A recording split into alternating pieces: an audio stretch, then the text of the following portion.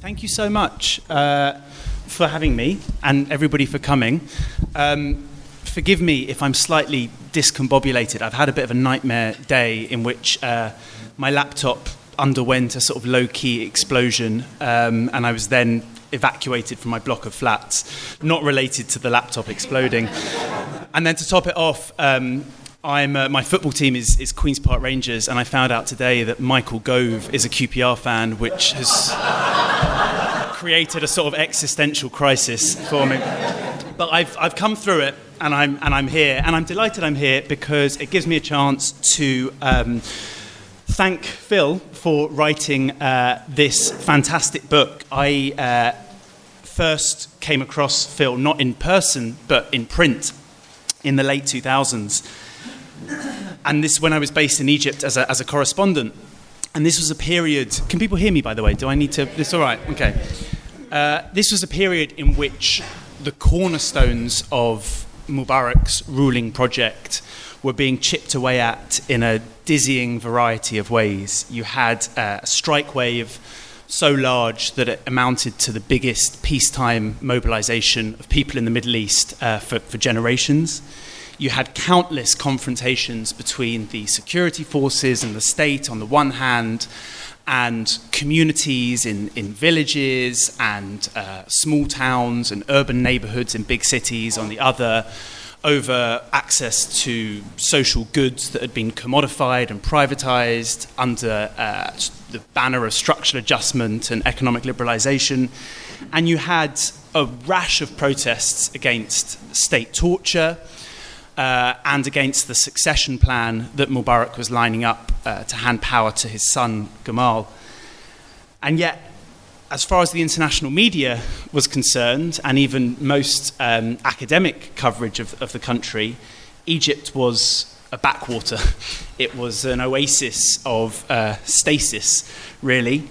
In 2006, and I have this quote in my own book, the BBC marked 25 years of Mubarak's rule with a profile which declared that, and I quote, "The president probably does enjoy huge support in the Egyptian street," and they added for good measure that he had presided over a period of domestic stability and economic development that means most of his fellow countrymen have accepted his monopolization of power in Egypt.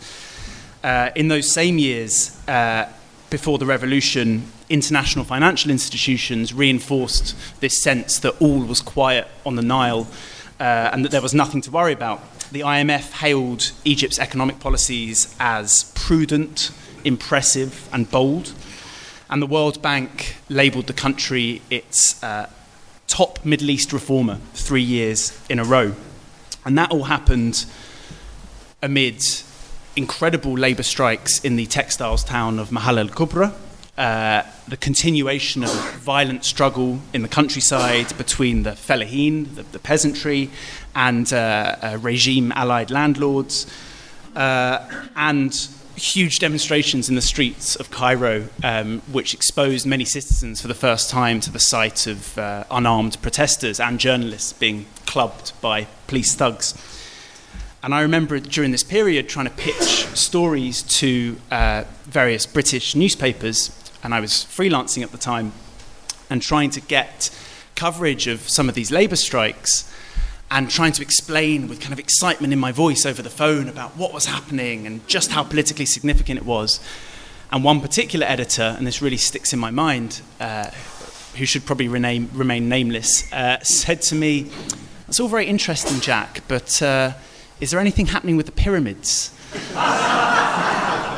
And I looked outside my balcony. I can't see the pyramids from my balcony, but I sort of looked anyway. And I said, "Well, they're still there. I don't know what you want with me." And in fact, the only way I could get a coverage of the Labour protests into a British newspaper was for the Guardian. It wasn't the Guardian editor, by the way, who made that comment. But the only way I could get it even into the Guardian was by informing them that finally the strike wave had now engulfed the state circus, and that they said to me, "Oh, can you get a picture of a clown with a placard?" And I said, "Yes." And they said, "Great, that's a great colourful story, isn't it? Let's do that." And it reminded me, a guy I quote in my book, Mohammed al-Shahed, who was a revolutionary and an urbanist, said to me that the international presentation of Egypt in those years was that Egypt was a place where there once was. And here's a few highlights of what once was.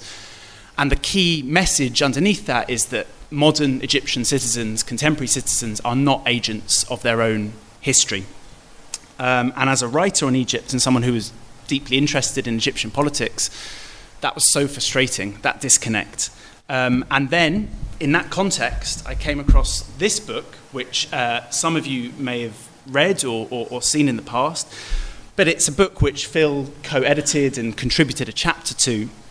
And just to a very, very quick excerpt, just to give you a sense of what now sounds matter-of-fact and prescient, but at the time really went against the kind of orthodox narrative of what was happening in Egypt. Here's something Phil wrote. In 2007, Finance Minister Yusuf Boutros-Ghali confided that the plight of the poor was a basic challenge that keeps me awake at night. The challenge is really a fear of the masses, never far from the thoughts of those in power. For long periods, they have been able to exclude the majority of people from political life, but at the cost of accumulating grievances, eventually expressed in sudden and explosive outbursts in the streets and workplaces. This is a highly charged and dangerous situation for those in power whose anxiety is tangible. Well, Phil was right then.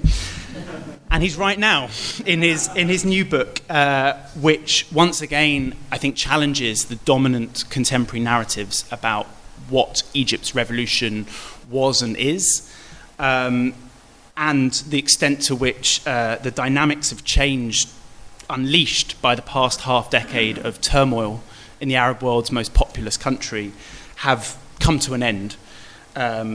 Supposedly the counter-revolution being this kind of reassertion of authoritarian rule, which just confirms what we suspected all along, which is that, Egyptians never really had the capacity to, sustain collective forms of political engagement, that this revolutionary storm has drawn to a close.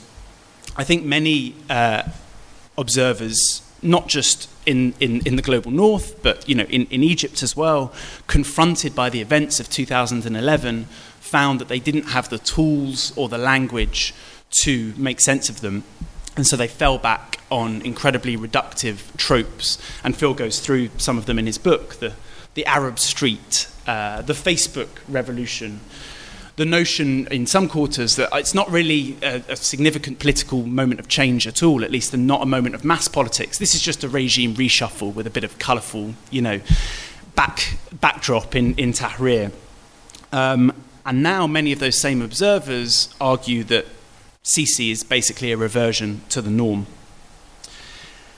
And it's a narrative that's very comforting for elites both inside Egypt and beyond its borders, but it's also one that is profoundly wrong.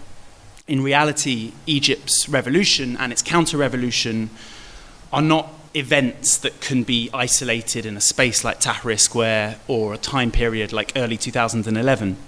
The waves of unrest that we've seen over the past 5 years are actually part of a much deeper and ongoing process in which millions upon millions of marginalized citizens, not just in Egypt, but right across the Arab world, are rejecting political exclusion, they're rejecting economic exclusion, and they're rejecting the state violence that goes hand in hand with both.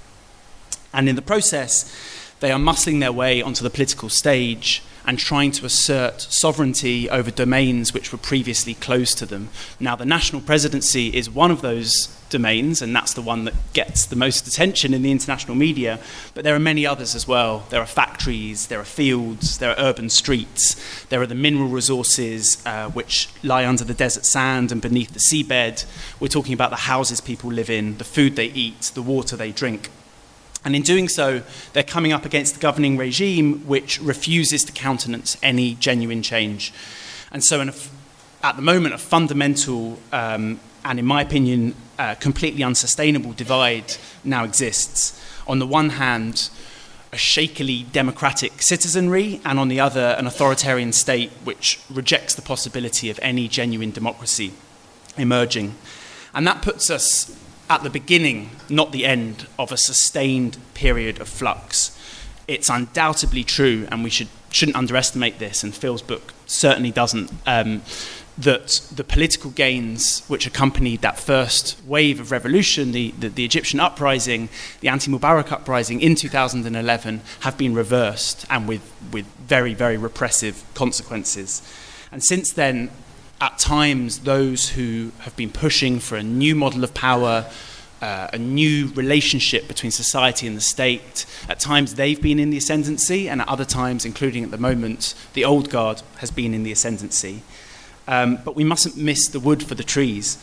The present situation, in which you have large sections of the population saying this combination of dire socioeconomic conditions and political powerlessness, that cannot continue, alongside rulers who cannot and will not offer anything different. That, regardless of what President Sisi says, or his international supporters like David Cameron say, that is not what stability looks like, and that is a contradiction which cannot last. New waves of disruption may come in 5 years' time, they may come in 10 years' time, and arguably they are already materializing, and we can get into that maybe in the discussion. But they will come, and that pendulum will carry on swinging. And anyone who thinks that the sort of messy and colossal flowering of popular sovereignty that erupted in 2011 can now safely be tidied away and put to bed is completely deluding themselves. I was going to run through a few of the ways in which I think Sisi's regime is actually fundamentally unstable, particularly at the moment. But I'm conscious of time. My talk of Michael Gove and QPR has eaten into my, as I always knew it would. So, I mean, I'll just very bullet points, and then we can, stuff that people are interested in, or maybe Phil will pick up on. I think for those that are following Egypt closely, you would have seen there were protests in April and ongoing protests since over the Tiran and Sanafir islands, which are Red Sea islands that the Egyptian government has unilaterally decided actually belong to Saudi Arabia, who coincidentally are Sisi's Freudian slip biggest financial backer.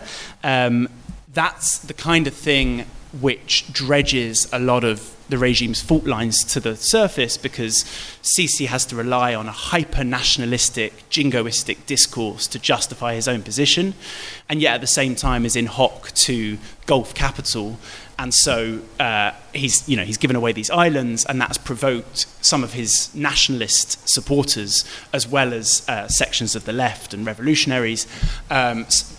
That's the kind of thing which the regime, I think, are struggling with. Tensions with the press. There's been a whole kerfuffle recently over the regime storming the journalism syndicate and arresting some of its most senior officers. And so both a government and a private media, which has by and large been very, very supportive of the counter-revolutionary project, is now turning on the regime in some limited but very important ways. Economic stasis.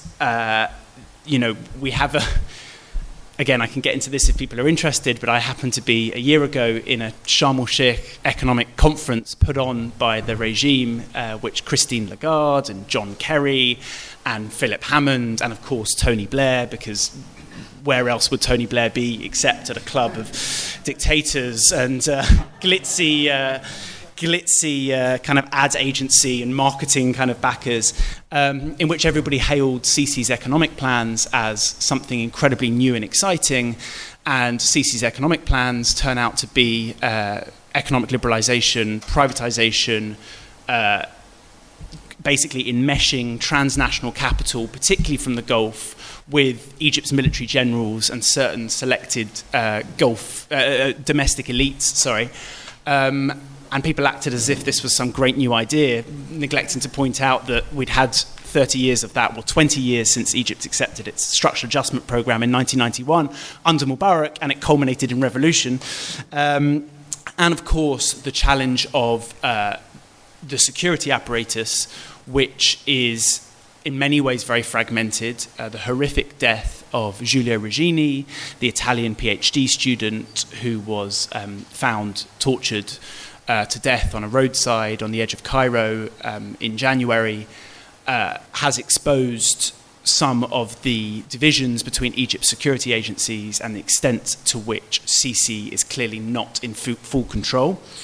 But also, most importantly, I think that the limited appeal of a top-down patriarchal narrative which basically relies on citizens feeling infantilized, which has sustained not just Mubarak, but all of his successors, both Field Marshal Mohammed Hussein Tantawi, who succeeded Mubarak, then Mohamed Morsi, and now Sisi. They all give these hectoring speeches in which they call Egypt's citizens their sort of wayward children and attempt to at once intimidate and cajole them back into line.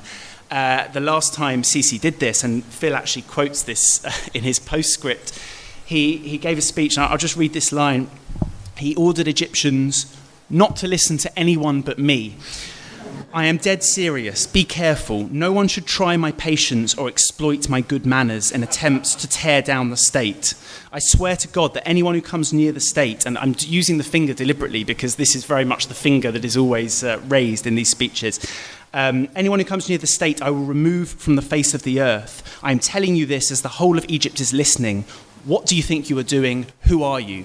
And as he was making this speech, a group of Egyptians listed one slightly used Egyptian president on eBay, which quickly went viral, and bidding reached $70 million before it was shut down.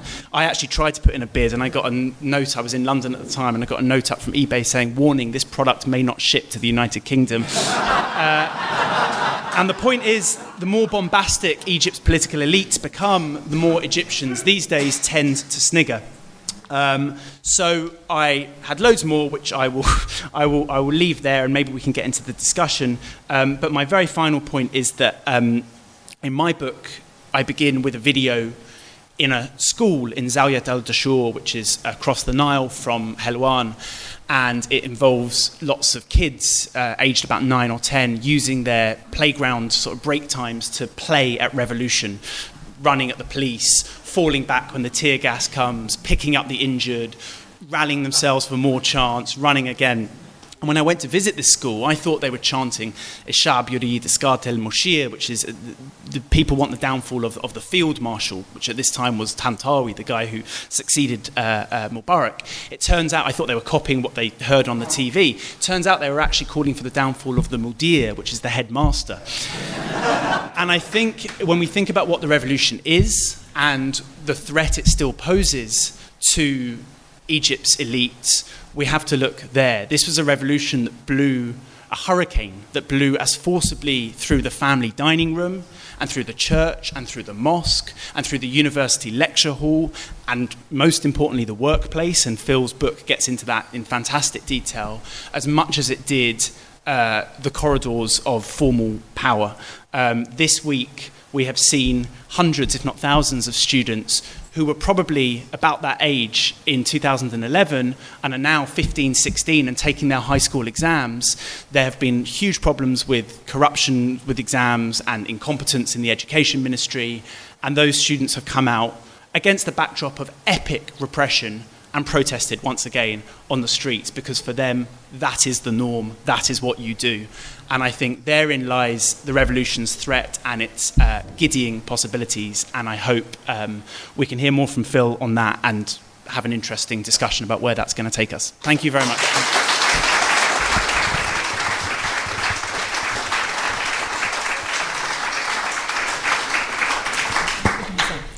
Yeah, that one's working. Yeah, thanks very much for that, Jack. That was fantastic. Our next speaker is Phil Marfleet, who's going to talk about his new book. Okay, thank you, Maxine. Well, Jack's been extremely generous with his time. He's spoken much more about my book than about his book. And actually, if you compare them, you will see that Jack's book is much fatter and it looks much weightier than mine. But what really worries me is that it's cheaper as well. So,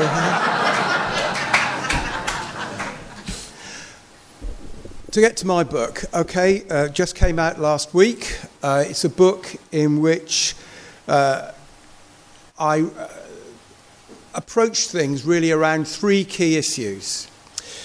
The first is an attempt to identify the nature of the Egyptian events, especially their revolutionary potential.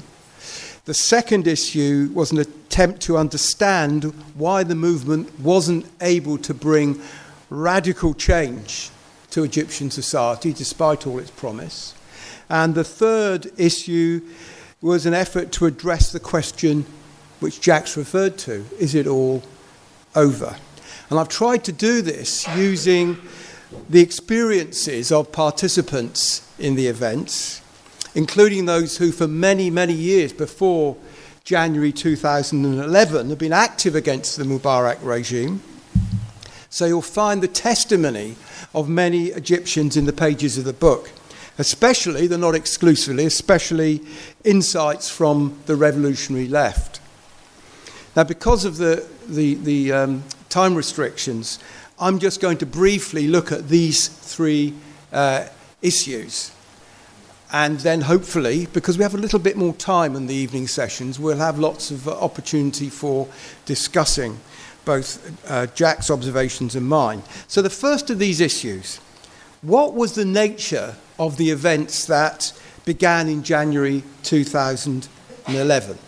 And the key questions are: was this a protest movement, a campaign for reform, an uprising, or was it, as the participants claimed from the beginning, a revolution? Because if you were in the streets at almost any time up until the military coup of the summer of 2013, but at any point in the early months of 2011, the word you heard on everyone's lips was Thawra, revolution. So was this a revolution? And the reason that we have to ask that question is that there's been a lot of resistance, especially among academic analysts of the events in Egypt, to the idea that this was indeed a revolution. This is a very important question because the notion of revolution implies a movement with certain potentials, including, of course, most importantly, the potential for social transformation of the society. And there have been a large number of journalists and academic experts who've dismissed the movement, which began in 2011, and dismissed it as part of efforts to diminish its scale and its importance, not just in Egypt, but in the region, and of course more widely globally, because the events of Tahrir produced, across the world, they produced attempts at solidarity and emulation. They reversed a lot of the relationships which have been in place since the colonial era, whereby this region of the world, the Arab region in general, was supposed to follow the models of the West. I mean, the Occupy movement, the Indignados and so on, are inexplicable without the inspiration of Tahrir. And minimising the nature of the events and minimising the impact of those events as at the epicentre of the movement of resistance to neoliberalism has been an agenda that many journalists and academics have pursued. But even others who have been sympathetic to Egyptians' general aims have been sceptical about the potentials and the achievements of the movement. So, for example, a writer I greatly admire, Talal Asad, who's been a very sympathetic, very supportive and acute observer of movements for change in the Middle East, he made this comment in 2015. He said, "There never was a revolution in Egypt because, as he put it, there was no new foundation." He says, "There was a moment of enthusiasm in the uprising, as in all major protests and rebellions, but the solidarity it generated was evanescent. It was passing phenomenon." Now, this type of approach, I think, presents a general problem and then a specific issue in relation to Egypt. If the idea of a revolution implies a new foundation, an evident social transformation, a radical change in the social order, then all manner of movements described as revolutions are something much less significant. So on this basis, the 1905 revolution in Russia wasn't more than a social movement. And so to the Spanish events of the 1930s, those in Portugal in the 1970s, and so on. If we accept this approach, then revolutions are, as they say, as rare as hen's teeth. They're something which come along once a century. Now, in my book, and in Jack's too, you'll find an exploration of the Egyptian events in the context of a different approach.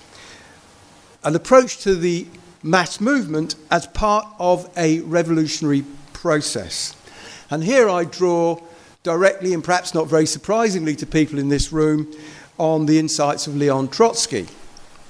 And he argued that we should see a revolution characterize a revolution along the following lines. He argued, when the old order becomes no longer endurable to the masses, they break over the barriers excluding them from the political arena, sweep aside their traditional representatives, and create by their own interference the initial groundwork for a new regime. The history of a revolution is for us, first of all, a history of the forcible entry of the masses into the realm of rulership over their own destiny. Now, I'd argue, and I've tried, of course, to sustain this argument in the book, that this is very much what happened in Egypt in 2011, when years of struggle against the Mubarak regime became a general uprising that created the basis for further change. Participants were part of a process of radical challenge to the status quo. Now, the impact of that process, and this is where I come to the specific question of Egypt, is greatly understated by most analysts of the Egyptian events. And I think the lack of grasp of the process and its radical potential reveals in a lot of the so-called academic experts, as well as some of the media people, a real lack of familiarity and understanding with the day-by-day events of Egypt and the preceding history. And that's certainly particularly a tendency among academics of clinging to old prejudicial views. Jack referred to this epithet of the Arab street. Now, this is being used by academics for and political figures hostile to popular movements for generations. The idea being that people in the Arab world actually are not capable of undertaking sustained, rational initiatives to change their society. The Arab street's just a place which is full of angry people, sort of expressing themselves with an excess of emotion. But then in the end, that all comes to an end and people go back home. And, well, it's a media trope. It's certainly something that academics have pursued. And they've been all too ready to adopt that approach to the Egyptian events and, of course, to return to that approach if they hesitated over it with the counter-revolution of 2013. But in fact, what happened in the months, particularly just after the fall of Mubarak, was a profound impact of the movement on the Egyptian state. The defeats inflicted on the apparatus of coercion, the police, the riot police, the secret police, the military police, the judiciary, these institutions at the core of the state, which meant, for example, that the riot police, who had been the key institution under Mubarak for 30 years, being sent back to barracks, something completely unprecedented in the history of modern Egypt. And the paralysis of the security agencies, there are multiple security agencies in Egypt, but their paralysis in the face of the movement. At the same time, the impact of an insurgent workers' movement which spread nationwide. There was no section of industry not deeply affected by the movement, as I'm sure Jack can bear out.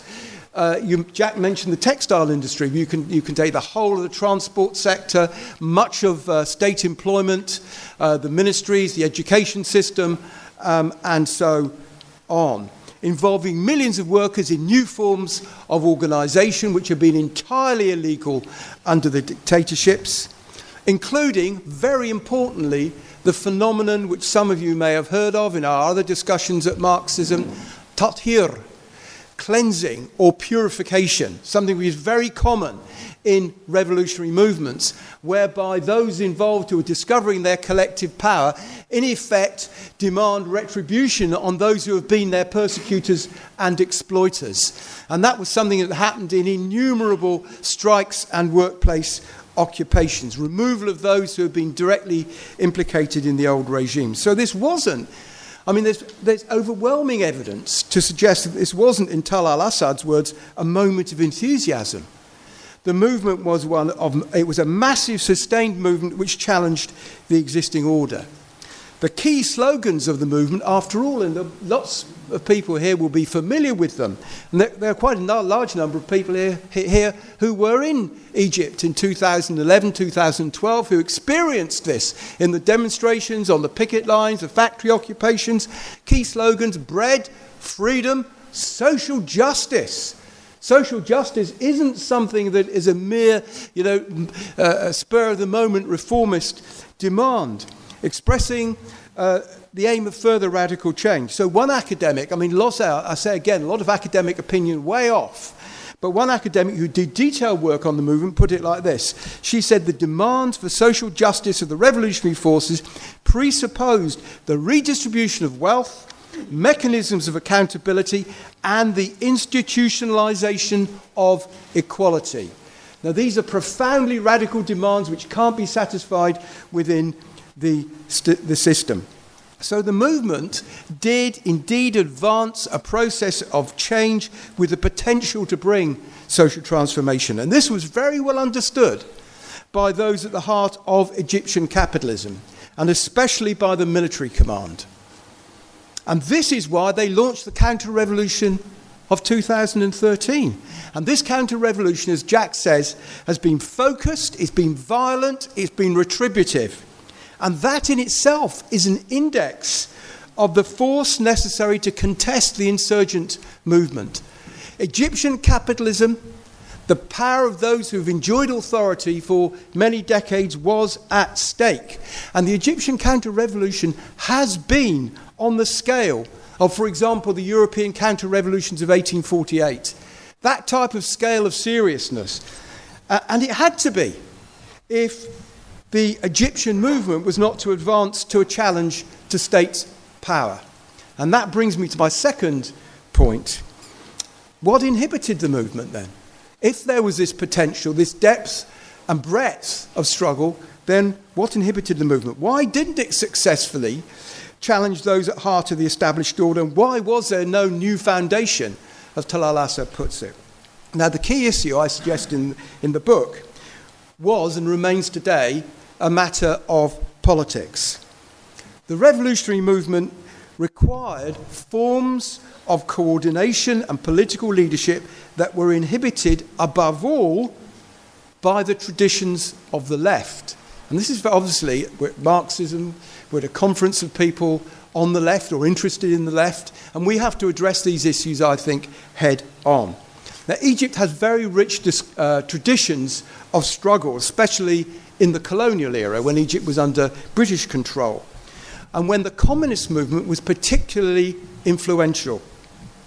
But the influence then and in succeeding decades was used in the interests of the status quo to support, for example, in the 1950s and 60s, the state capitalism of the post-colonial regime which was led by Gamal Abdel Nasser, and later the regimes of President Sadat and of Mubarak.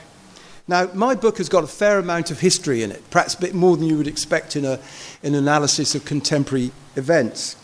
History, especially of the period when the Egyptian left decided to abandon independent politics. Because in 1965, you remember Marx's comment about the past, the traditions of the past weighing like a, what was it, on the nightmare. On the, yeah. Thank you very much. And the traditions of the Egyptian left were certainly a nightmare in the context of the revolutionary movement of recent years. In 1965, the Egyptian Communist Party dissolved. It liquidated itself in line with the Stalinist orthodoxy of the time. I just put that in the lingo of the left for a moment. it dissolved on the basis that the aspirations of communists were being fully met by the nationalist regime, the military regime of Nasser. And the long-term impact of that dissolution was absolutely disastrous. The collapse of the left back in the 60s was a key factor in the growing influence of Islamism during the 70s and 80s, particularly in the form of the Muslim Brotherhood. And the official left became no more than a cheerleader for regime assaults on the Islamists, who'd grown in the absence of the left. In effect, the left displaced its own responsibility for surrendering the interests of the mass of people onto Islamic activists. This is something that even today the left is having great difficulty coming to terms with. And you might remember in debates and discussions we've had from other people, with other people on the left in the last few years at Marxism, the profound difficulty that people who have attached themselves, if you like, to older left-wing traditions have in coming to terms with this problem. And their primary difficulty is the attribution of responsibility for the problems of the revolutionary movement, the attribution of that responsibility in the direction of the Muslim Brotherhood and the Islamists, rather than examining the difficulties, the problems of the left. Now, the cumulative effect of decades of support for the regime from the official left was clear between 2011 and 2013, where millions of activists, especially those in the workplaces, looked for means of coordinating and strategizing to take forward the revolution, including, for example, in the new independent trade unions they'd established. They discovered not just an absent left, if you can discover an absent left, that's probably the wrong approach, but they discovered a left that actually supported the army and endorsed the coup of 2013. The focus of the left and of Egypt's radical nationalists standing in the Nasserist tradition, most importantly, I don't have time for detail at this point, but most importantly, the politics of someone of those of you who have followed the Egyptian events will be familiar with, Hamdin Sabahi, who became a key figure in electoral politics, who for a while personified the aspirations of the movement, but who retreated towards the army. So the focus of the left and the radical nationalists was on backing the army as an embodiment of the state. Influence on the state was the limit of their ambitions. So there wasn't just a vacuum of the left, but the conduct of the left over the decades had become a key debilitating factor for the revolutionary movement. And the new left, because there is a revolutionary left in Egypt, which had grown in the closing years of the Mubarak regime, didn't at this point have the forces to make good that huge historic deficit. Last point, which I'll deal with more briefly, Maxine. Yes, it will be a brief one. What's the situation now? Well, long before the military coup of 2013, there were obituaries for the Egyptian movement, especially as academics and others who do the dirty ideological work for the US government and for its allies said, "We told you so." As Jack pointed out, we told you so. Egyptians can't bring progressive change to their society. But if we understand the uprising as part of a process of change, and I think this is a common theme of Jack's book and of mine, part of a process of change with long-term implications, developments in Egypt now are of great importance. The fundamental problems that triggered the events of January 2011 are unchanged. In fact, the contradictions produced by the neoliberal agenda and the authoritarianism, unprecedented authoritarianism of the present regime, are more evident, those problems, even than under Mubarak. The repression of the al-Sisi regime is intense, but the resistance, including significant public protests like the ones that Jack mentioned, resistance continues daily. And when one meets Egyptian activists and talks to them in detail, despite the fear which is widespread across Egyptian society of the reinstated secret police, of the riot police, of the torture chambers, activists are not downcast. In fact, in general, there's a tone of optimism amongst them, because they point to the way in which millions of people learned during the events of 2011 to 2013 about their own political potential. They've been changed by these experiences and are turning more readily than before to collective action. So it took almost 30 years for mass public protest against the Mubarak regime to become a regular phenomenon in Egyptian cities. It's only taken 2 or 2.5 years for confidence to be reasserted amongst significant numbers of Egyptians. So don't believe the media headlines. Check out the situation in Egypt in detail. There are websites and so on that you can follow.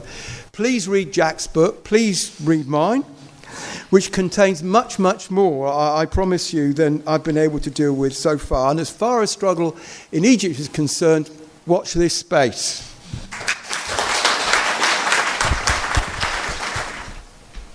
I think we're all gutted by the victory of the Counterrevolution in Egypt, and we're honor bound to defend our comrades and all political prisoners, including the Muslim Brotherhood in Egypt. But I do hope that Comrade Phil is wrong. I do hope that the Counterrevolution is not on the scale of 1848, because if it is, then we're talking about 50 years of inaction. I don't think it's 1848. It's a historic defeat, but it's not 1848. The problems facing the working class remain. The problem for us is this: we need to understand the specific nature of the military regime in Egypt. It's not simply an instrument of class rule, like, say, in Tunisia, where the army effectively dissolved. The military is the ruling class in Egypt. For 30 years, they had a project of import substituting industrialization, whereby which the military owned factories producing clothes. Imagine all those uniforms they can produce for 1 million soldiers, and shoes. In the neoliberal era, that model is cracking apart. But to say that the army is merely an instrument of class rule misunderstands the situation in Egypt. It is a state capitalist regime with the army very much at the center. Therefore, it would fight much harder to defend its economic position in society, far harder than many other armies in the Arab world. Secondly, the bit that revolutionaries misunderstood was the capacity of the regime to mobilize large numbers of people. Many people, including the speaker, were fooled by Tamarud, including our comrades, the revolutionary socialists. They were fooled for about 2 or 3 days. The army has the capacity to mobilize millions of people on the streets. It starts with street thugs in the neighborhoods that inform on their neighbors, and then turn up on demonstrations as demonstrators, or people who beat up demonstrators. The inability to understand the specific nature of the military regime, that is a state capitalist regime, and that it can mobilize millions of people, led to the erroneous conclusion that Tamarud was a genuine social movement, when in fact it was a gravedigger of the revolution. I hope comrades have learned in this accumulated process of bitter experiences from Egypt. Thank you. Yeah, hi comrades. Phil, I know it's technically your book launch, but I'm going to talk about Jack's book, if that's okay. When earlier this week I read the news in Egypt, and I read about those high school students, I immediately thought of Jack's book, because it's literally how it starts. You've got prologue, and then he talks about this YouTube video. And how insightful is it? And it really sums up the whole book. Jack is able to really brilliantly pick up those examples and put them in a much broader reality, in a much broader phenomenon of what basically Marx described as getting rid of the muck of ages, because this is what's happened in Egypt. This is the depth of it. This is how important it is. It's not just a revolution, then a counter-revolution, and then we're going back to normal. The regime is extremely brutal today, or it's trying to be extremely brutal, precisely because it's afraid of this, because it knows that millions of people went through a life-changing experience, and it's extremely well described in Jack's book. He hasn't tipped me or anything. Later. It's extremely good. It's able to pick up on so many different examples. It's able to see it historically as well. So I'd really recommend that you buy it. If like me, you've been a bit pathologically obsessed with Egypt over the past 5 years, then you're going to love this book. If you haven't heard anything about Egypt before, then this is extremely useful. If you want to maybe get a really good idea of what revolution actually does to people, then this is a brilliant book for that. And it gets me to my next point. This is why, in the midst of an extremely severe counter-revolution, one that barely 3 years ago slaughtered thousands of people in broad daylight in central Cairo in a matter of a few hours. This is why people are still fighting over there. This is why our comrades are still fighting over there. This is why the regime is afraid. This is why the regime is literally jailing everyone up. So I'd really urge you to, first of all, buy this book, and then if you want to get involved, if you want to send solidarity to Egypt, it is actually important. It does have practical implications. Please sign up to the sheet over there. Thank you.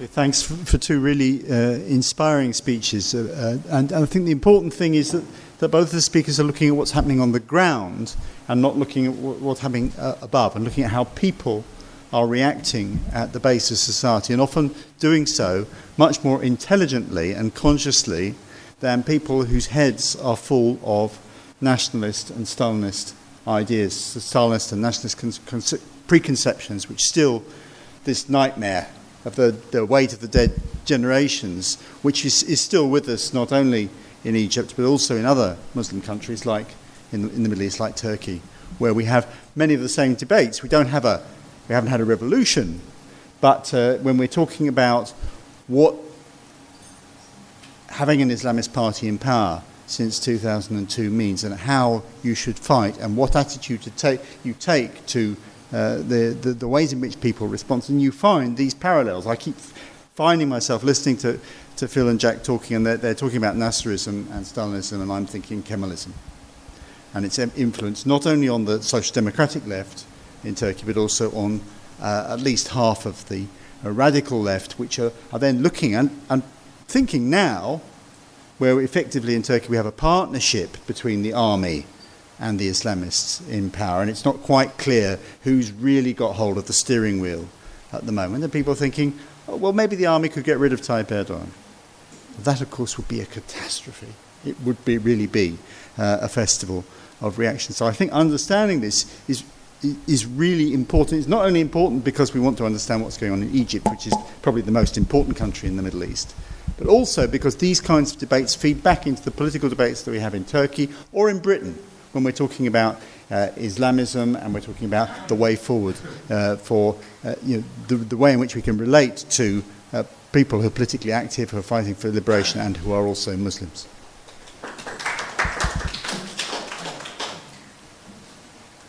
Yeah, I actually have a question for Phil based on what he was saying, because it sounds to me that when you describe the revolution, it's a little bit like in Hal Draper, the American Marxist, where he talks about something that isn't a social revolution in the sense of the French Revolution or the Russian Revolution that completely upends the social order, but it goes beyond a simple political revolution. He talks about a political revolution with a social soul.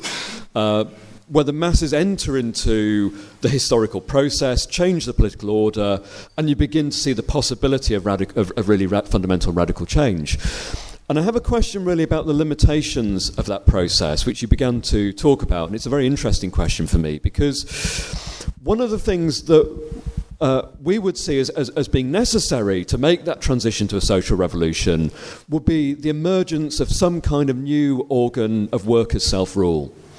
And if you look back at the last great revolutionary cycle in the late 60s through to the 70s, up to the early 80s, what you see again and again in embryonic form in Chile in 73, in Portugal 74, in Iran in 79, is you see the embryonic beginnings of new organs of workers' rule in those contexts. There's a great book that everyone should read called Revolutionary Rehearsals that catalogues these different experiences and tries to generalise from them. But one of the interesting things is since about 1981, in no revolutionary situation have you seen such organs. Not in the Indonesian Revolution, not in any of the Arab revolutions in a thoroughgoing way, and not even in Latin America, where in countries like Bolivia and Venezuela you had very intense revolutionary uprisings and struggles developing quite recently. And I'm interested in what you see as the explanation for that, because many people on the left argue there's a structural explanation in which capitalism in its neoliberal phase has done something to the working class whereby you can't have these organs of working class rule anymore. What you seem to be saying, Phil, and it's a very interesting argument, is that what's much more fundamental is the political question. I suspect not just the political question of having a revolutionary organisation, but the political traditions with which people enter the struggle. But that, for me, seems to be a very, very profound and important question, not just about Egypt, but the prospects for revolutionaries in the world today. And I wonder if you could say a little bit more in response to that. Thank you.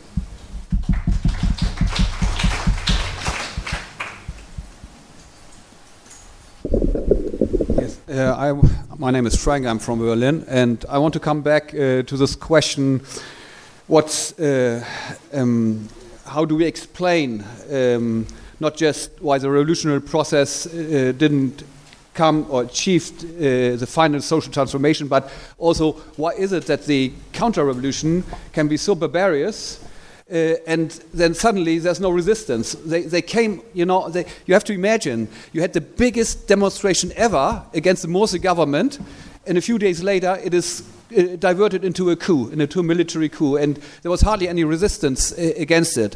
And I think that the point Phil made is very important, that it's all about politics. And I give just two examples. The day of the massacre of 1,000 people in the streets of Cairo, that was in August 2013, we had a press release. I work for a revolutionary MP in Germany, and we had a press release saying this is a bloodbath. And on the evening, we had a meeting. Actually, it was supposed to be on Syria, but then one of the other left-wingers, who was, more or less came out of this communist, Stalinist tradition, he was on the panel, and he got up this press release and saying, some of our comrades are calling this a bloodbath.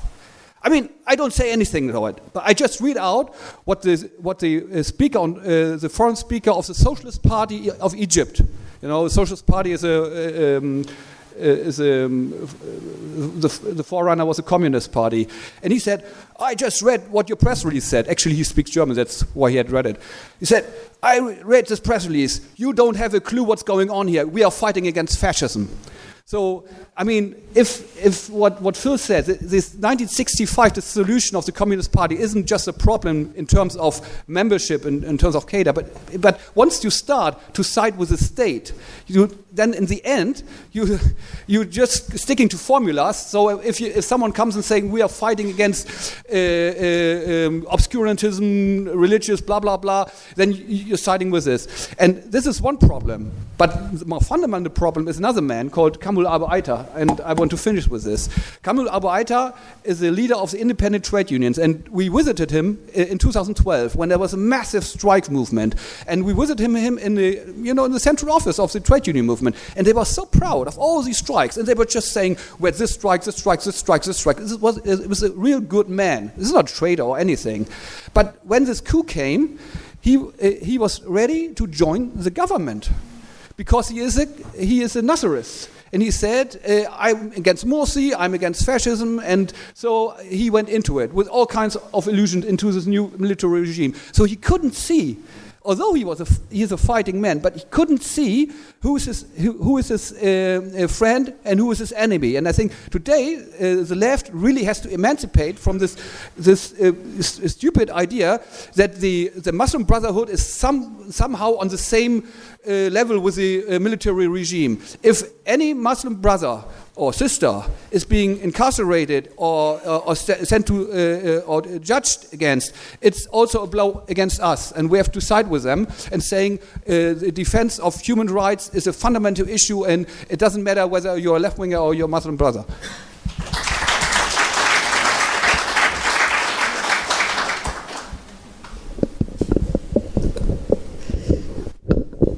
Hi, I'm Talat from Edinburgh. I just wanted to say something first of all about the point that was made about historical analogies in 1848, because of course it's always quite sort of difficult when you're trying to talk about historical analogies. And I think that the way I would put it is that, I don't think Phil's meaning was that what happened in 2013 is exactly like what happened in 1848.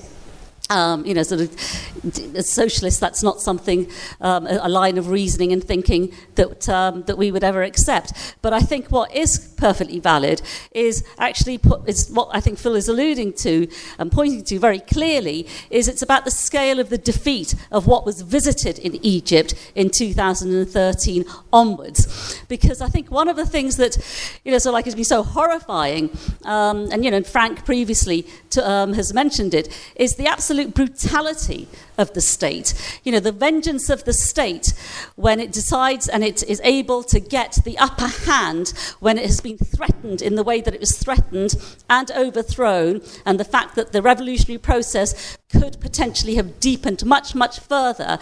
Once the state smelt any kind of weakness and they were able to maneuver and they were able to get all sorts of allies, including, sadly, a whole series of liberals and a whole layer of people on the left who should have known better, but they didn't. And, I'm not going to go into those reasons. Frank's already mentioned them.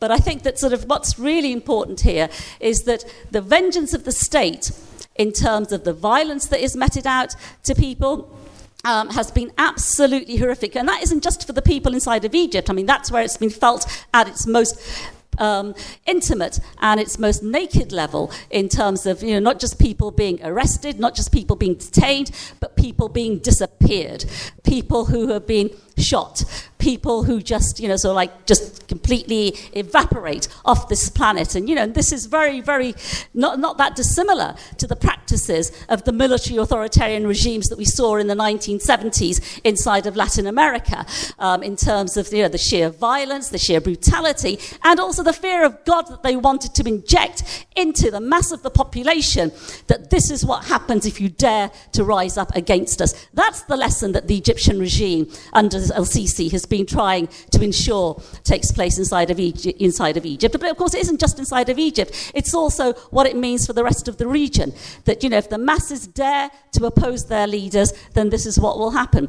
The other thing I wanted to say is that there are all sorts of layers of the liberal intelligentsia, not just inside of the Middle East but also internationally, who of course want to deny that what Al-Sisi did was a counter-revolution. And of course the reason they want to deny it was a counter-revolution is because it's analogous to denying that there was a revolutionary process that began in January 2011. These two things go hand in hand.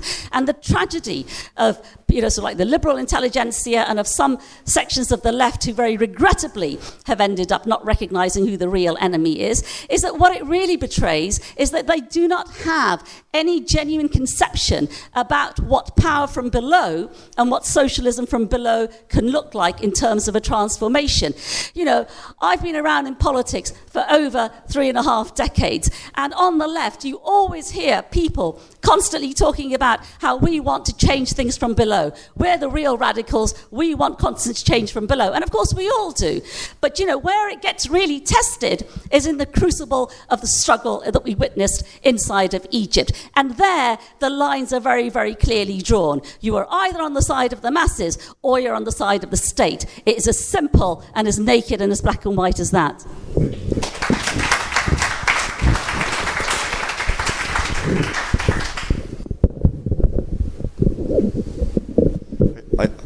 Sorry. Thank you, comrades. Again, I'm going to praise both authors, but that's enough now, I think. But I just wanted to bring up, I think, a question that's been central to my mind, is that for so much of the Egyptian revolution, understanding the process of the Egyptian revolution is so close to our political understanding of the role of the working class, the way in which the working class appears in the struggle, the way in which the strikes that begin on an economic level that we saw inside Mahal al-Kubra and so on begin to take on political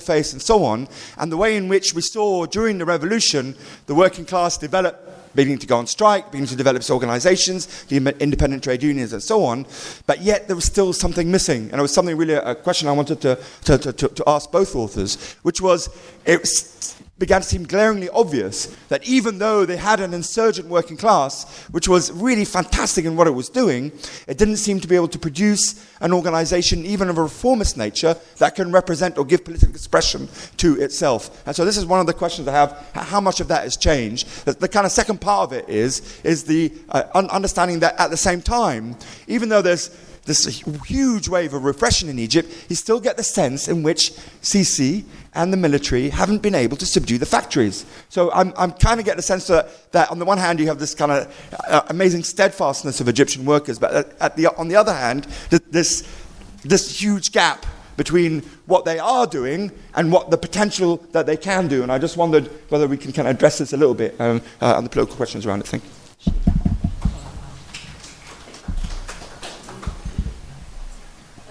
Joseph and Simon basically said much of what I wanted to ask. It is that question of what is actually happening inside the Egyptian working class, given the power and given the build-up in terms of the level of struggle, in terms of incipient alternative organisation amongst workers, and the links then to the people who are building all the new unions. Because one of the things so that's one question which is, I think, just really, really important to address.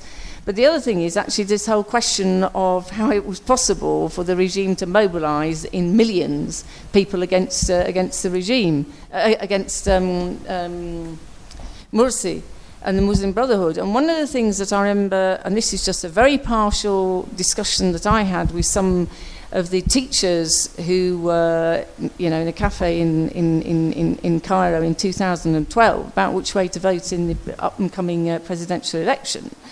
And I was having real difficulty in terms of, for me, it was straightforward, that you actually had to vote for Morsi against a regime-appointed candidate.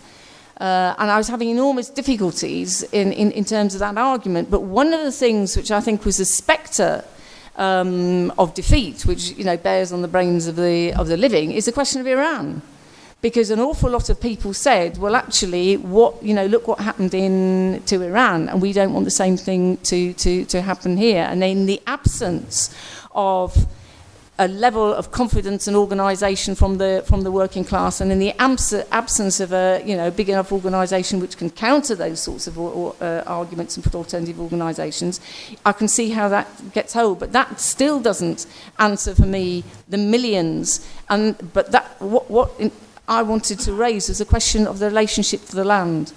Because there's a working class on the one hand in the cotton plants and all the other workers' organisation which was built in the strike movements, and then there's the movements on the streets and the students and so on and so forth. But was there any connection with people in the villages and on the land, and what were those connections and how was it articulated and so forth? Right. Simon will be our last contributor.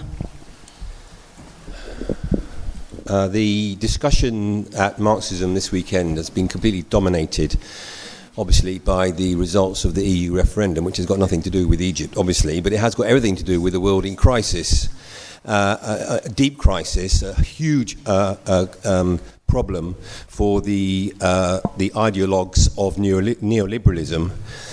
Jack's book has quite a lot in it about the effects of structural adjustment programs and on the neoliberal project as has it affected Egypt.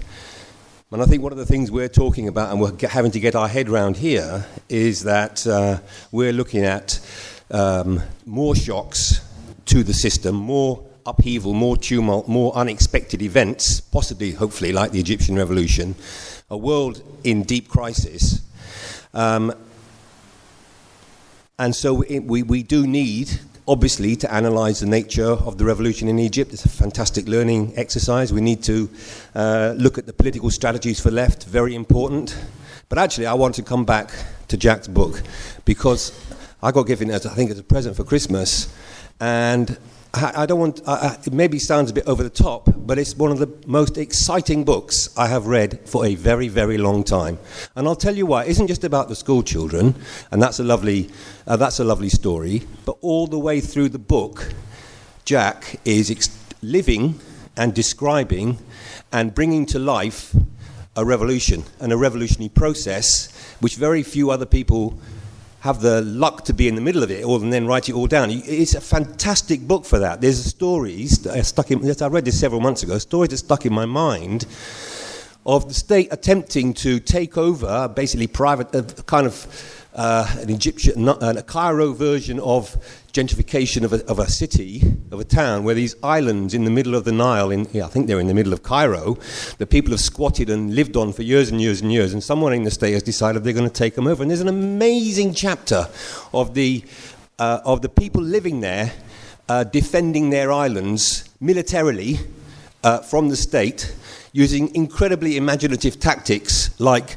burying themselves in white shrouds on the beaches, and as the military arrive, they jump up and scare the shit out of the soldiers who are coming to do them in. There's stories, detailed stories of farmers and peasants defending their land, defending their water supplies, etc., from rapacious landlords, and the old landlords coming back from the old days, workers' strikes and occupations, students, and so on and so on. And also, in the middle of all this, the flowering of a new radical culture. There's a whole chapter, virtually, which, if anyone who wants to think about what a revolution might look like now, was the activity of the graffiti artists in Cairo in the middle of street warfare with the regime, where people are busy doing their massive murals depicting the revolution in the middle of a battle, people going off to fight you can almost smell the tear gas in the pages. They're fighting the police and the state and coming back and having an argument with the people with their spray cans about what should go in, what shouldn't go in, and it's living revolutionary art in the middle of a revolution,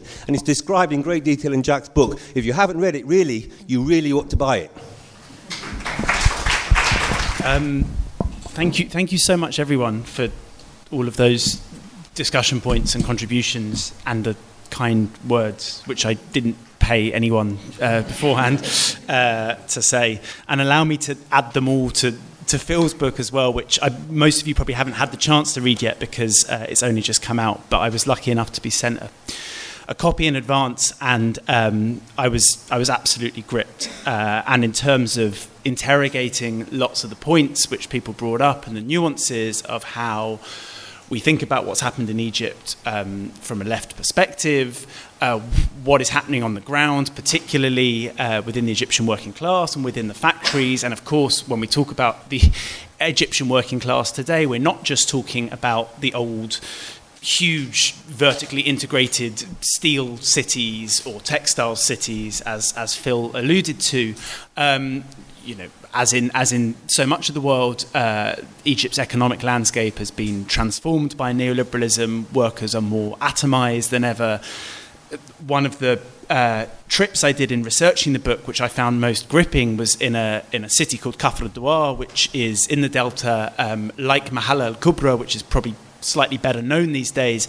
It's a huge textiles centre, and it has a factory quarter that goes back decades and decades and decades, where workers would come to live and grow, and there were schools and there were hospitals, as well as obviously spinning plants and mills and so on. And one of the revolutionary activists there, who had worked in Kafr al-Douar all his life, now retired, took me on a tour, and it's overrun by goats. There's rubbish seeping out of kind of sheds which are blocked in with corrugated iron. It's a real sense of sort of dereliction and abandonment.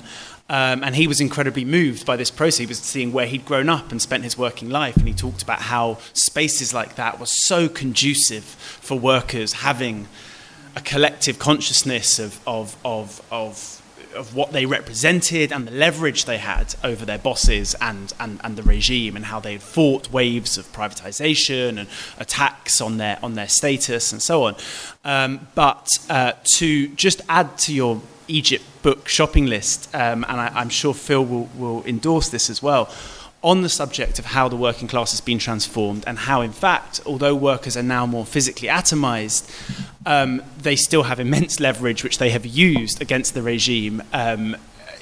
Just as a small example, the cables, the fiber optic cables, which link not just Africa, but indeed much of North America and Europe to the Gulf.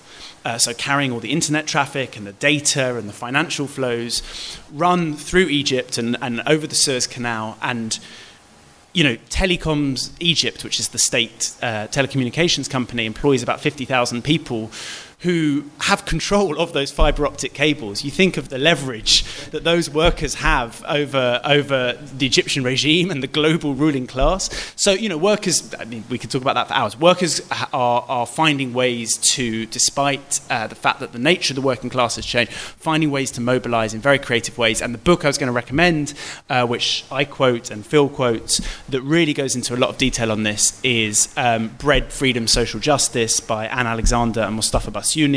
Mustafa being a Labour journalist in Egypt who is on the revolutionary left, and it really goes into this in a lot of details. Anyway, that was supposed to be my intro, and I've used up half my time. There are so many interesting points I want to address and get into. I wish we had hours, but just a few key themes that were coming up that I'll try and address very quickly. I mean, one of them, which a number of different people mentioned quite rightly, is the extent to which the scale of repression in Egypt today and the ferocity of the counter-revolution is a sign, and in fact is a manifestation of just how deep the disruption of the revolution has been. Not the opposite. This is not game over. This is not, I list in my book a series of CNN and foreign policy headlines like game over and back to square one and all these preposterous ahistoric framings. As an Egyptian academic who blogs under the pseudonym behaviour wrote absolutely rightly, she said, wherever the revolution may be, and we can have so many different debates about that, it is so alive and evergreen in the traumatized minds of the Egyptian ruling class. And you can see that with every activist that is dragged from a cafe, every dawn raid on a house on the edge of the city, every artist, journalist, activist who is locked up and jailed. This is Sisi's Year of Youth, 2016. Egypt's youth are behind bars today. In fact, the very people that David Cameron, when he turned up, he beat apart Tahrir Square in February 2011 because he was so determined to be the first Western leader to get that photo op. It happened to be the reason he was there so quickly is because he was on an arms tour of with British arms dealers of the Middle East at the time, and he gave an interview to the BBC in which he said, "I'm so proud to be standing here next to the faces of Egypt's youth democratic revolution." 5 years later, he was rolling out the red carpet for Sisi at Downing Street, and those very same individuals are locked up in jail in Cairo. So I think we have to bear that in mind when thinking about Egypt today. Is that for Egyptian elites, the revolution is certainly not over. It's the threat of it exists constantly, and that is why the furniture of very, very, very explicit oppression constantly has to be re-dragged out into the streets and made visible to the Egyptian public. Lots of people picked up on the point of the global resonance of both revolution and counter-revolution in Egypt, and this is something which I'm fascinated by, and I try and address a lot in the book. And I think it's incredibly important to place the story of Egypt, or the contested story of Egypt. One of the reasons I love Phil's subtitle, Contested Revolution, is because of this point. It's important to place it in the context of where we are today on a global scale. And I think that since 2008 and the financial crisis, and then the Arab revolutions of 2011, the rise of Syriza and Podemos, elements of which have obviously let us down, nonetheless, there was a moment of real optimism among those of us that believe in alternative political and economic futures.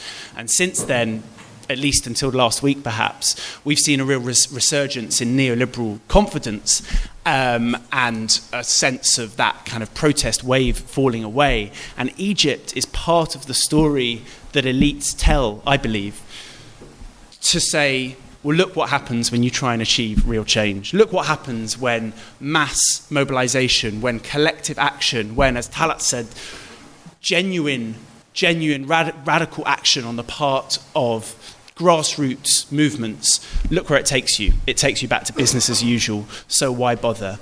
And I think what I'm trying to do in my book, and I think Phil does very well in his book as well, is say, no, there is an alternative story here. And there is a reason why elites globally want to sanitize the story of Egypt's revolution. There's a reason why they want to, make it safe and tidy and cheer on the TV-friendly scenes that we saw in early 2011 in Tahrir Square, and then quietly get on with business as usual. Because really, what the revolution threatens is something far broader and far more exciting and far more disruptive. And both the revolution and the counter-revolution have been globalized, and I had a lot more to say, but I've been rightly told to finish. So yeah, I'll finish on that point. The revolution and the counter-revolution cannot be contained within Egypt's borders. Sisi today relies on the economic capital, but also the political capital of not just the Gulf, but of Egypt's political elites. Matteo Renzi, the Italian Prime Minister, at the Sharm el-Sheikh Economic Conference that I mentioned earlier, addressed the assorted dignitaries, including Sisi, from the podium, and turned to him and said, "Your war is our war, your stability is our stability." And he was absolutely right. And that's why the fight against neoliberalism and political oppression here in Europe and in Egypt is hugely interlinked. The murder of Giulio Regeni is an incredibly explicit manifestation of that,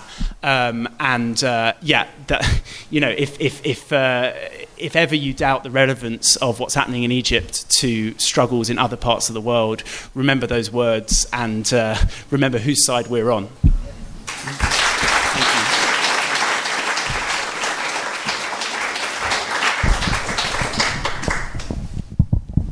I think the Institute of Education are trying to replicate the atmosphere in July in Cairo. It's absolutely steaming in here. The question, first of all, of 1848. Now, I'm not suggesting, I think it was Talat who helped here? Yes. I'm not suggesting that the outcome is an 1848 outcome, but I am suggesting that the aim and the weight of political forces and the military and the like directed against the movement is of those sorts of proportions. Think of the Rabaa massacre. Think of the twin massacres which took place in August in 2013, and the sort of the naked violence that was mobile. And there are not many parallels in this Chile, of course. But there are not many parallels. And so I think invoking 1848 as an indicator of the seriousness of the counter-revolution in its attempt to deal symmetrically with the forces from below is relevant. The speaker, a comrade who asked this question, also made a point about the Egyptian regime, saying it's a state capitalist regime. Well, it may have been once. Egyptian capitalism may have been a state capitalism once under Nasser, but it hasn't been for a long time, and that's extremely important. The Egyptian regime is a type of marriage of state and private capital, and the private capital component has become increasingly important, so that people who have emerged from the state in the form of the military command are now themselves private capitalists. Now, I set that out in the book, how this has been achieved. But if you think, this would have been very difficult to understand, say, 20 years ago. But if you think about what's happened in the former Soviet Union in Eastern Europe, you think about the mafia that emerged from the old communist parties and so on, it starts to make more sense. And the depth and breadth of the movement and the scale of bitterness of Egyptians vis-a-vis their rulers under Mubarak is in part expressed by the sense of outrage about the way that public resources were directed into private hands systematically under the Mubarak regime. And of course that's what's happened globally. It's all about what's neoliberalism been about?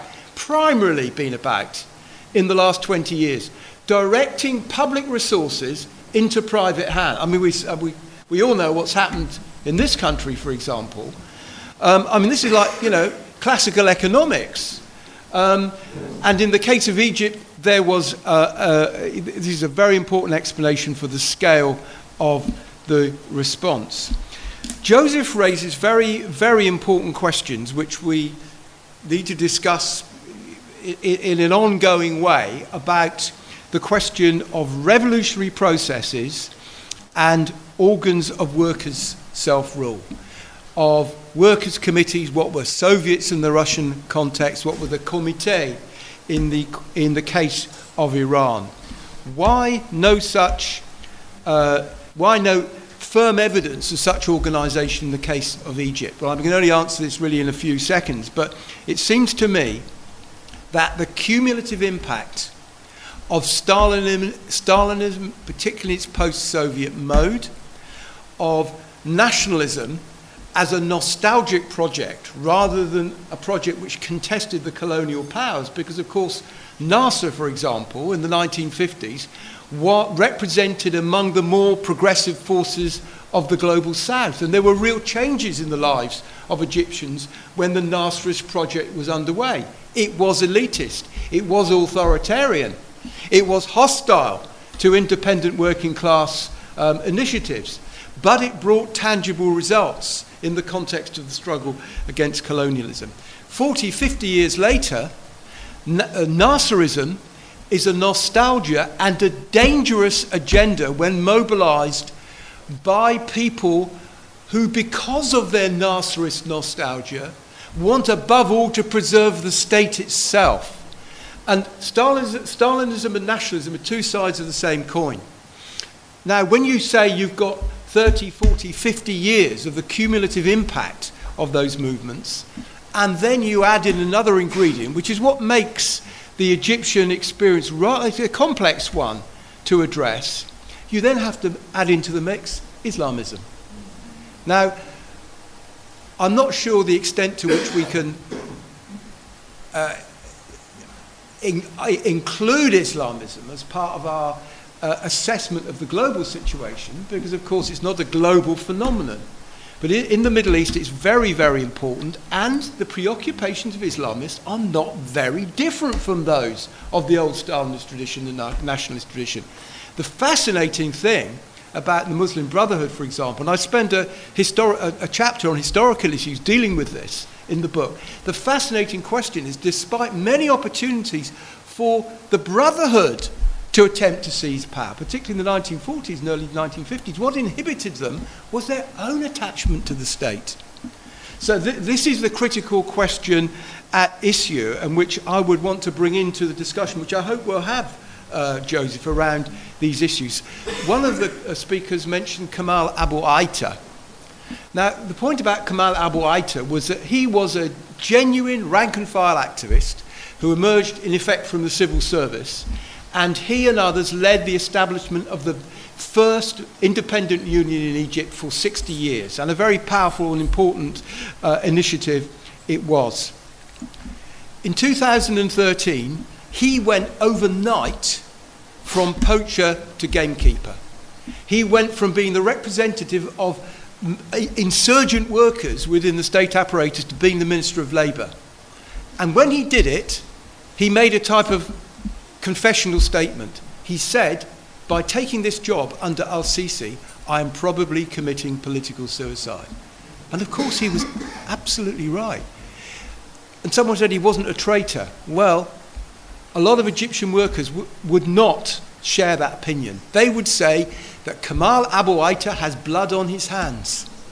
And he and many other nationalists, many other people in social democratic parties which emerged during the revolution, in what remains of the communist movement, by not just backing the events of the summer of the events of June and early July in 2013, but the events in August when the Rab'a massacre took place. They stood aside and applauded the role of the army, the military police, and so on. So just to come back very tersely to Joseph's point, one has to think about the workers' movement in which there were hints there were attempts at workers' self-management and linkages between factories, particularly in the Suez area, around those initiatives. But these were not at the level of workers' committees, not even at the level of proto-Soviets. But when you think about the role of people like Kemal Abu Aita and these people who are oriented on the states, who input their political agenda into the movement from below, then you can see the type of, I can't find quite the right word, this is probably the wrong one, the type of constipation, if that's the right term, of the initiative which is coming from below. I'll have to revise that. Very quickly, I think I've got time for two other very terse points. About the coup, this was a very sophisticated initiative. And somebody mentioned Tamarud, I don't know if you've met Tamarud, the petition movement against Morsi. The mobilization of large numbers of people around Tamarud, the bringing into the streets of millions of people who felt that they had been betrayed by Morsi and the Brotherhood, who felt that their lives were getting tangibly worse under Morsi, and the process happened with tremendous speed. This was not the usual military coup familiar to people in the Middle East over the last 60 years, whereby Colonel X or Major Y takes over the airport and the headquarters of the broadcasting outfits one day and declares that, we're in charge. This was something very, very different, and it was a really sophisticated operation. Now, one of our comrades from Egypt, Sameh Naguib, has commented that we need to understand the counter-revolution as a social movement in itself, constructed over many months with many components. The Coptic Church, the establishment areas of the Islamic networks, the areas of the middle class, the liberal capitalist bourgeoisie, and so on. I find it quite difficult to believe, given what we know about Mubarak and al-Sisi, that this was just something which emerged from Egyptian strategic think tanks. I mean, conspiracy theories are no help to us, but the letters C, I, and A do come into one's mind. And there was a lot of sophisticated thinking about how to carry out that coup. Okay, last of all then. There have been references to various initiatives which have emerged from below in the last year or so, which demonstrate that the revolution and the revolutionary process is far from concluded. Jack's mentioned the school students who have been demonstrating in recent days. But when I was in Cairo in April, and the publishers of this book allowed me, they were very helpful, they allowed me to write a postscript about what I discovered during that visit. So the book is just about as up to date as you can get in a publishing schedule. And I was able to speak to people in Cairo who had been involved in a number of these public mobilizations. I just want to give the example of one of them. There's a part of Cairo which some of you may have visited called Darb al-Ahmar. And Darb al-Ahmar is near the Khan Khalili, which visitors to Cairo go to. It's near the market and so on. It's a very old commercial area with very important independent traditions. And in February this year, a policeman who lost his temper with a taxi driver who wouldn't ship his goods in his taxi out of the market shot the guy dead in cold blood. Now, the impunity which the police are enjoying under al-Sisi means this is happening all over the place. But in the case of Darb al-Ahmar, this was witnessed by large numbers of people who turned on the taxi driver, who turned on the policeman, turned on the policeman and started to deal with them until other police intervened, but they couldn't stop a huge demonstration mobilizing around the site of this outrage. And the next day, 10,000 people marched on the Interior Ministry. 10,000 people from the inner city of Cairo marched on the Interior Ministry. Now, you have to know that under the al-Sisi regime, this is virtually a capital offence, because a law was passed in 2013 saying no mobilisations of this sort are permitted.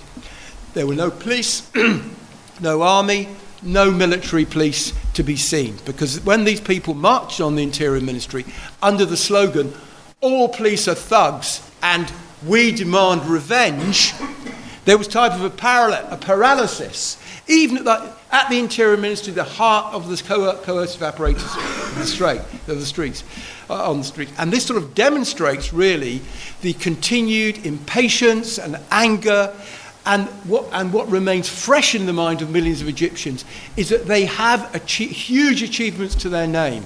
Those achievements haven't gone away, and when a regime which is in desperate economic and political straits continues to deal with protest in these ways, a huge question mark re-emerges and hangs over its stability, its continued existence.